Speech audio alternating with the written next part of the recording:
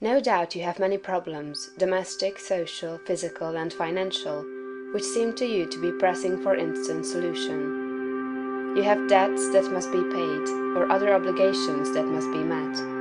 You are unhappily or inharmoniously placed, and feel that something must be done at once. Do not get into a hurry and act from superficial impulses. You can trust God for the solution of all your personal riddles. There is no hurry. There is only God, and all is well with the world. There is an invincible power in you, and the same power is in the things you want. It is bringing them to you, and bringing you to them. This is a thought that you must grasp, and hold continuously that the same intelligence that is in you is in the things you desire. They are impelled toward you as strongly and decidedly as your desire impels you toward them. The tendency, therefore, of a steadily held thought must be to bring the things you desire to you, and to group them around you. So long as you hold your thought and your faith right, all must go well.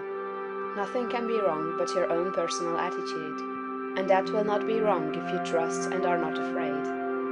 Hurry is a manifestation of fear. He who fears not has plenty of time. If you act with perfect faith in your own perceptions of truth, you will never be too late or too early, and nothing will go wrong. If things appear to be going wrong, do not get disturbed in mind. It is only an appearance. Nothing can go wrong in this world but yourself, and you can go wrong only by getting into the wrong mental attitude. Whenever you find yourself getting excited, worried, or into the mental attitude of hurry, sit down and think it over, play a game of some kind, or take a vacation. Go on a trip, and all will be right when you return. So surely as you find yourself in the mental attitude of haste, just so surely may you know that you are out of the mental attitude of greatness. Hurry and fear will instantly cut your connection with the universal mind.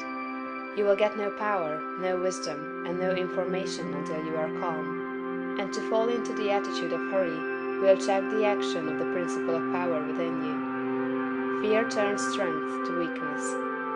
Remember that poise and power are inseparably associated.